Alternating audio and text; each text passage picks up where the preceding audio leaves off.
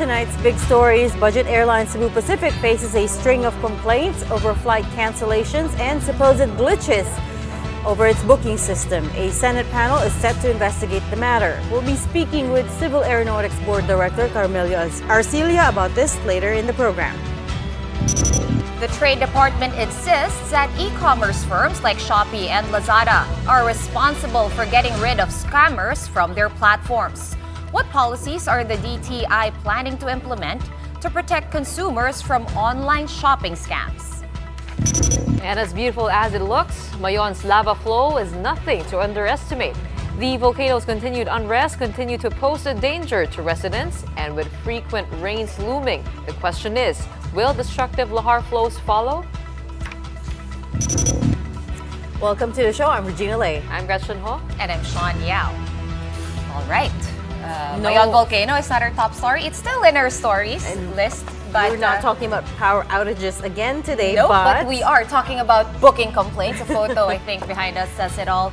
So again, no power outage issues this time around. Pero maraming booking complaints. Inuulan at binabagyo tayo ng delubyo. Specifically, though, against one carrier. This is, of course, low-cost carrier, Cebu Pacific. Nakita natin yan actually online. People complaining, customers complaining about getting offloaded, overbooking, and parang meron pa yung getting charged despite unsuccessful booking efforts. That's right. It's a system. That's right. Yeah. This is during the Super Pass sale. Right. Have you guys experienced any issues with Cebu Pacific? Matagal na kasi ako hindi sumasakay ng CEBPAC. Precisely because naiintindihan ko yung mga complaints nitong mga other flyers. Pero kasi alam ko, meron talagang allocation for, practice yan ng airlines. They overbook. That's right. Oo, pero siguro 5% if I understand correctly. Alright, so tingnan natin, no? Because these complaints have actually prompted a Senate investigation. The Senate Committee on Tourism has scheduled a hearing for June 21. Panel Chairperson Senator Nancy Binay said the inquiry also seeks to call the attention of the Department of Tourism and the Civil Aeronautics Board. She said that despite overbooking being an industry practice, like we have been talking about, there really is a need to look into whether Cebu Pacific went beyond the standards set by authorities. Now, joining us to talk about these complaints over Cebu Pacific's service, we have Civil Aeronautics Board Executive Director Carmelo Arcilia. Carmelo, good evening. Thanks for joining us on The Big Story. Let me get right into it. So, as we were just saying, complaints about Cebu Pacific's handling of flights have reached the Senate. They are set to hold an investigation on the matter next week. What is your take on all of this? And have you received complaints as well at CAB? Well, thank you very much for inviting me to your show, Miss Regina, Son, and Gretchen. So, unfortunately, I have a caveat. This is still under investigation, and we do not want to preempt or telegraph our actions about it. And in fact, there's a Senate hearing, but I would be willing to answer certain questions, but not directly on what has been done. We are looking at it, and we have yet to receive the response of Cebu Pacific about this issue. And but we can discuss about overbooking, and things like that. Right, but Carmelo, about the action taken, we have yet to really look into it. We have asked Cebu Pacific to manifest their side of the story, and we have yet to receive it.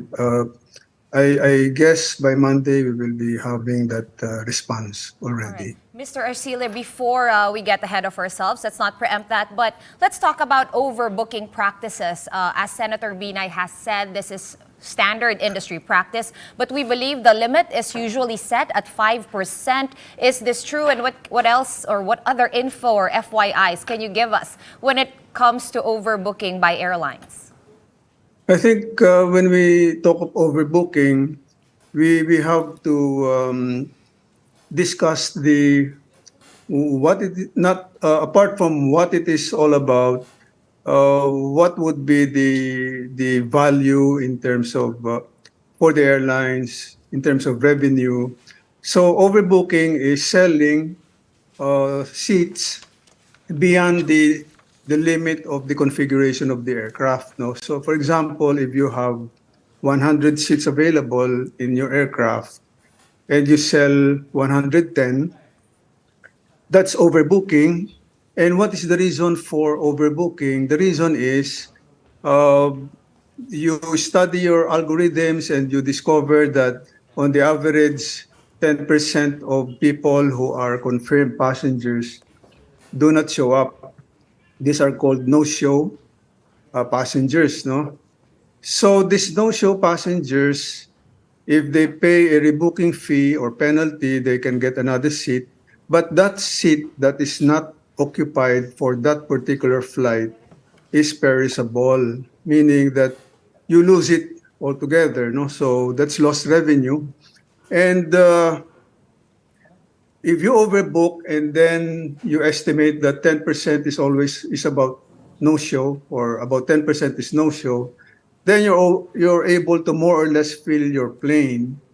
And for whose benefit?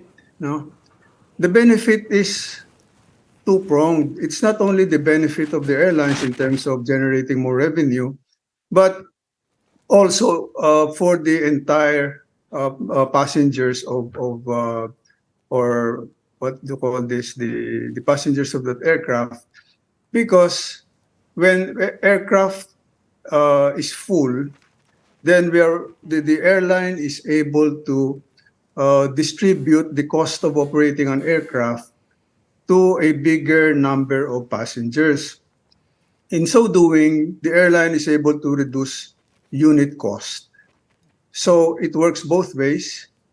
And I think one of the critical questions would be, is it to the interest of the airlines to abuse overbooking? For example, I know that the normal no show is about 10%, then I will book 20%. So that's like getting a hammer and smashing your head with that hammer, no? Because when um, when the passengers exceed the number of seats, that's trouble for the airlines. That's true. It Because does have. under the Oh, oh. rules, the airlines have to offer compensation to those that will be offloaded. And under the rules, they have to sweeten the pot, so to speak. They have to offer certain compensation like free tickets, round trip tickets, hotels, and so forth and so on, until there is a volunteer. No, uh, when there's no volunteer, then there is some kind of priority rules. No, for example, those who book ahead. I mean, those who came ahead, things like that. So it is not to the interest of an airline to abuse Tama overbooking po kayo, sir, because no? we stand to Director, lose. since you're already talking about the rights of passengers, what sanctions could airlines possibly face apart from compensating the passengers who got offloaded?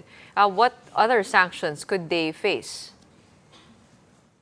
Well, in terms of the sanction will set in if there is an abuse, as we have mentioned earlier. If there's an abuse of overbooking, then sanctions would be in order. But to our mind, overbooking is self-limiting in the sense, as I explained earlier, that it is not to the best interest of the airline to overbook beyond their estimate figure, because it will be a headache for them, because they offload people, they have to compensate for them. They have to pay for their tickets, and over and above the value of the tickets, they have to provide them compensation to convince them to agree to offloading.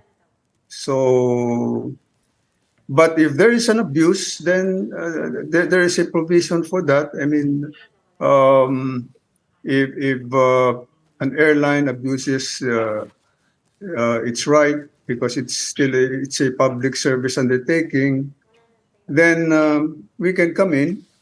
We usually penalize airlines if there is an abuse of privileges or abuse of the rules, no? But as I explained, there is this issue of whether an airline would intentionally overbook Right. when in fact It's not in there your best is interest to do a so. what we call during in recent months we have been experiencing a dearth in seats, Right, right. meaning that because of the supply chain issues experienced by global And aviation, also, of course, because of the yeah. return of travel, there is such a thing as revenge travel. Unfortunately, that's all the time we have, so we're going to have to leave it there for now. We'll check back in with you probably next week. Thank you for joining us for Okay. tonight, CAB Executive Director Carmelo Arcilla. And I just wanted to point out that we also reached out to Cebu Pacific for an interview tonight, but they declined, citing that they are preparing for the Senate inquiry next week. So we'll also circle back to that a little later on. In other news, the Trade Department insists online selling platforms are responsible for screening and eliminating scammers from their sites. Now, just last week, the agency issued a warning to two major e-commerce platforms, demanding prompt responses to scam complaints. DTI also wants them to have their own profiling to remove unregistered and unlicensed online sellers. Last year, the department has received over 27,000 consumer complaints, more than double to pre-pandemic levels of around 10,000. Now, of this number, only about 12,000 cases were either resolved or endorsed to other agencies, while the rest were withdrawn or issued certificates for court action. Most of these complaints are about deceptive products or those shipped that didn't match products ordered. Sa atin, sa DTI, we don't care kung gaano kadami ang sellers ninyo. What we care about is your responsibility to look out for them or to watch out what they're doing, yung kanilang activities na kailangan bantayan. So the big question, what is DTI going to do to stop these fraudulent online merchants? Marlene Alcaide tells us. Yes, Raj, the Trade Department is now developing a more stringent policy that will permanently ban online sellers, including platforms that receive too many complaints. But for now, the agency advises the public to review both product and seller feedback before making a purchase. Additionally, consumers are also cautioned against low prices. Remember, if it's too good to be true, it's probably not. Reg? Those are good, that's good advice to live by. Thanks so much for that update, Marlene Alcaide. And though he's already appointed secretaries for the Departments of Health and Defense, it looks like President Marcos has no plans of naming a permanent agriculture chief anytime soon. Marcos says he does not want to let go of his current post because he wants to ensure first that, quote, systems are all in place. The president even said that he called for volunteers to take on the DA secretary post, but says none of the officials wanted him to leave the agency. Marcos said that he aims to make some very important structural changes to the department, which is currently being hounded by food prices, runaway food prices, and supply issues. Kaya ang aking hangarin para sa DA ay pag iniwanan ko ang DA, by that time, we will have systems in place so that we can guarantee the food supply of the Philippines, number one. We can guarantee that the prices are affordable. And number three, that our farmers make a good living. Well, it's a tall order. I would understand why no volunteers are coming up to the fore. Especially with El Nino. Coming up, Yes, high rise coming up prices, and- ASF, ang dami, bird Inflation. flu. That's right. That's a lot of things to tackle as a department secretary. I mean, granted, all of them have a lot on their plate, Yes. pero talagang food prices are You know, a it's huge number one issue at the driver, moment. right, That's of right. inflation. That's All right. Still on agri, China has donated some 20,000 metric tons of urea fertilizer to the Philippines. This is worth some 100 million yuan or over 780 million pesos. Urea is a common type of fertilizer that is usually used in rice production. Now, during the turnover ceremony at the NFA warehouse in Valenzuela City, Marcos thanked the Chinese government for their generous donation. Marcos also received the certificate of handover on the fertilizer donation from Chinese ambassador to the Philippines, Wang Xilian. Apart from fertilizers, China also donated 4 million pesos worth of rice for the victims of Mayon's unrest. Let's hear more about what President Marcos had to say about China's donations from Maricel Halili. Maset, what did he say?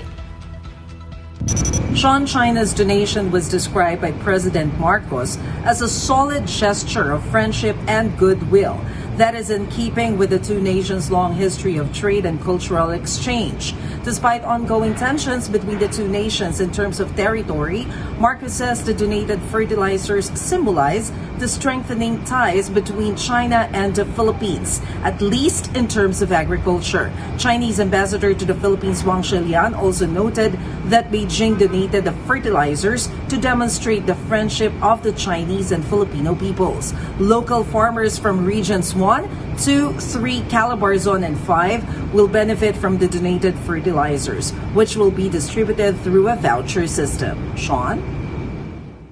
Thanks for that, Maricel Halili. We're gonna pause for a quick break, but after that, residents in Albay are being urged to prepare for possible lahar flows from the Mayon Volcano. We'll get the details from FIVOC's director, Katoto Bacolcol, when the big story returns. Keep it here on One News.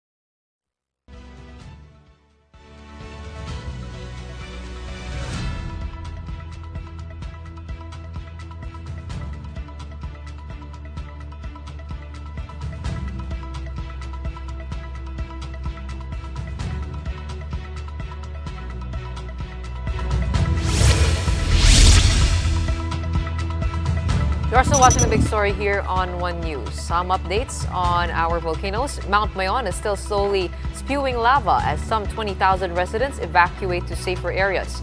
According to FIVOCS, Mayon is now in a high level of unrest with magma at the crater. The agency is also looking out for possible hazardous eruption in the coming weeks. So far, 307 rockfall events as well as 13 fast-moving volcanic ash avalanches have been recorded in the past 24 hours. Some towns in Albay are also experiencing ashfall. FIVOCS says so far the ashfall remains thin. However, health experts are warning against the negative effects of ashfall as some evacuees report upper respiratory illnesses. Well, to give us more details over this Mayon unrest, we have back with us FIVOC's Director Katoto Bacolcol live via Zoom. Good evening, Katoto. Thanks for joining us again. As Gretchen was just reading an update, right? I wonder if you could give us a bit more context on how large the lava flow is from Mount Mayon that we're seeing at the moment. Good evening, and again, thank you for having me here. Right now, the lava flow reached as far as 1 kilometer from the crater of Mayon Volcano, and it's shedding of lava debris on the Miisi river channel. Katoto, what worries me now is seeing the effusive eruptions around Mount Mayon. Is the approaching typhoon season? Paano po kaya yung paghahanda natin for that? I mean, when lahar flows come, are we prepared for that? Are the evacuation centers far from being reached by those lahar flows? If there are torrential rains and continuous rains, then we have to. FIVOX will issue advisories about the dangers of lahars, and we already have identified several river channels.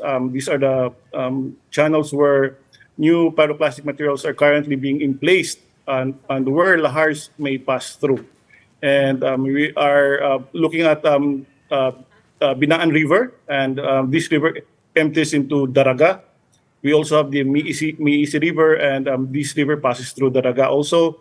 We also have Buyuan River, and this one would pass through Legazpi and Basud River.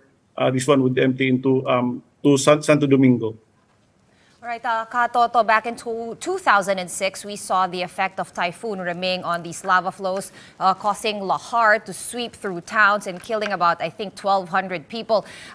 Who gets to make the shots when it comes to preemptive evacuations? Is it FIVOX? Is it the OCD? Is it Pag-asa? Or is there some sort of interagency kind of task force that will make the call on when to do preemptive evacuations?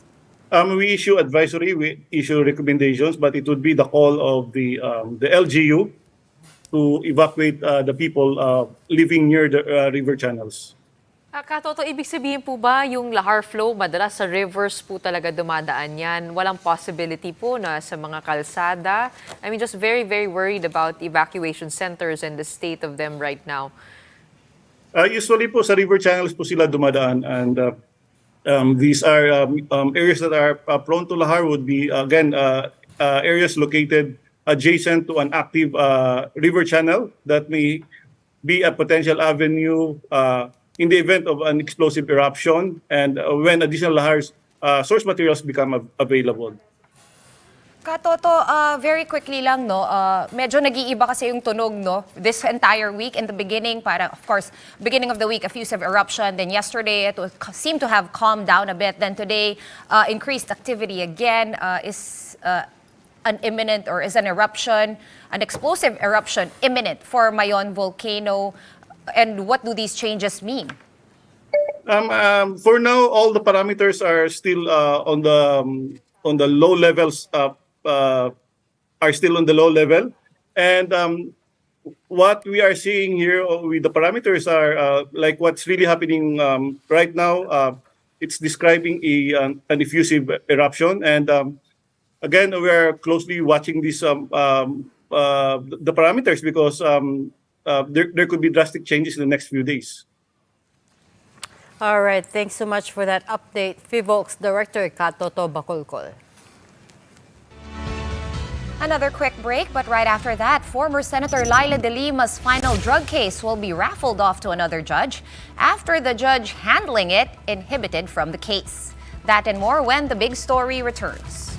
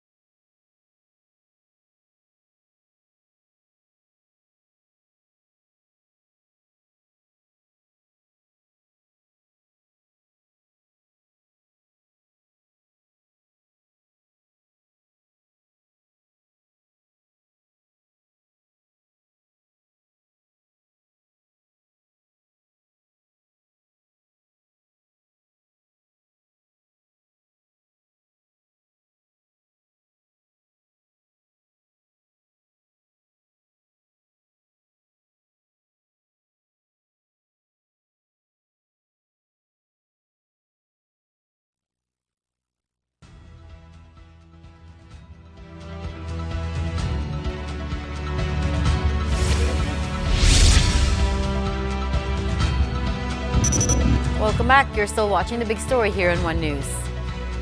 A Muntinlupa judge who is handling the last remaining drug case of detained former Senator Lila de Lima inhibited himself from the case. Judge Romeo Buenaventura granted the motions for inhibition filed by de Lima's co-accused Ronnie Dayan, Jonel Sanchez, and Franklin Bucayo. They asked the judge to bow out from the case following allegations that his brother, Attorney Emmanuel Buenaventura, assisted Dayan in executing an affidavit against de Lima in 2016. This development means that de Lima's case will now be raffled off to a new judge. It's not yet clear, though, whether it will be the new judge who will decide on de Lima's motion for reconsideration over her bail, which Judge Buenaventura earlier denied. And girls, just, start off the weekend. Woman in Action is back. Excited about My it. show with exciting So new are we. adventures and places to discover. And this time, we flew to Spain. The mission, retrace historical connections and rediscover Spanish influence on Filipino culture. Let's watch this. New episodes, new destinations. As Women in Action returns with new adventures, we head to Spain, the empire who ruled the Philippines for more than 300 years. Despite the long and painful history we have had with the country, they've left a long-lasting influence to our culture, history, and cuisine. How do we look at Spain in the new era? That's what we're going to find out as we start off our journey in the stunning city of Madrid. Buenos dias, Madrid! This city played a big part, especially for our national hero, Dr. Jose Rizal, in his education. In fact, in Madrid, you can trace his footsteps through its walking tour.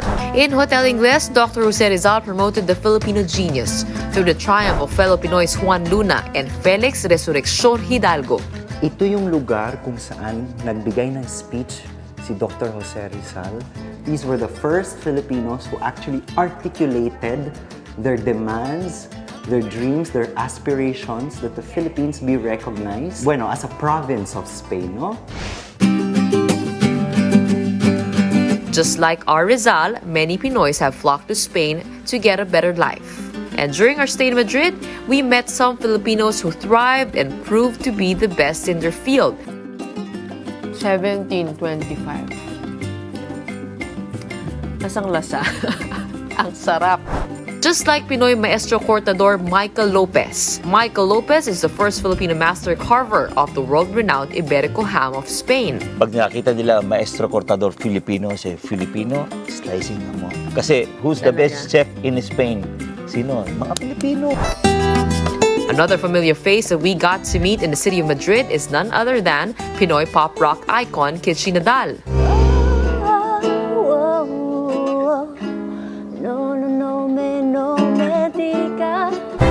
From the places to visit, customs and traditions, to the history and cuisine. We're going to rediscover our long-lasting connection to Spain in this fresh episode of Women in Action, June 17, 7:30 p.m. on One News and June 18, 8 p.m. on 1PH.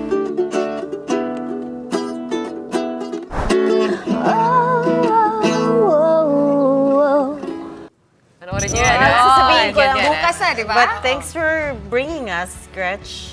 To your, nga. Can I guess you guys? Masasabi ko lang, TFTI. Okay, punta tayo sa that Tondo. looks like such a fun episode, pero thanks for inviting us, ha? Don't worry, I should get you on the show. All right, so that is tomorrow. Gretchen, what time? On 7:30 p.m. 1 News, 8 p.m. 1PH on Sunday. All right. Fantastic. Sa YouTube din magkakaroon. Okay. So, papanoorin nyo yan. Pero ito muna, before we go, na-try nyo na yung lato-lato. Ikaw, alam mo Yung yung ganun, lato-lato. di ba? Yung dalawang Seaweed. bola. Oh, si Chiki nga kanina, Ano ba no? yun? Puro pasa yung wrist siya kasi sinubukan Ano ba? daw niya. Sean, explain mo naman sa amin how this Alright, game so goes. this is a plastic kid's toy and it's super uso right now, but beware because some of it kinda comes with a health risk. The Food and Drug Administration issued a warning against the buying of one brand of lato-lato that glows in the dark. This unlabeled brand has been seen in some online shopping sites and is being sold without a valid certificate. The FDA says this product could contain substandard materials, which could be harmful to kids. We should try that, no? Have that on the show. We should, Pasok tayo, puro somebody pa- should have, like, it looks like a yo-yo, like a small yo-yo. It's not a yo-yo because there's two balls on strings and you have Tapos? to kind of make them do perfect circles so they don't hit you. So you kind of have to do the timing right. Wala bang may props Alam mo, dyan in the meron studio? I know people have bought it and they have demoed it last night on 1PH. But So, maybe our challenge is we're gonna try to read the news next time while playing it. Pwede ba yun? Good luck to you. We'll leave you. Lato challenge. We'll leave you and your excellent Lato coordination. challenge on the big story. Watch out for that, I wonder who guys. will win. You better be careful about what you say on this show. Oh, 'cause we nga, no. might Sorry, actually let sorry. you do We it. might do it. All right, that's it for the show tonight before any more crazy ideas come out. We are One News, all sides, all the time. Thanks for tuning in and good night.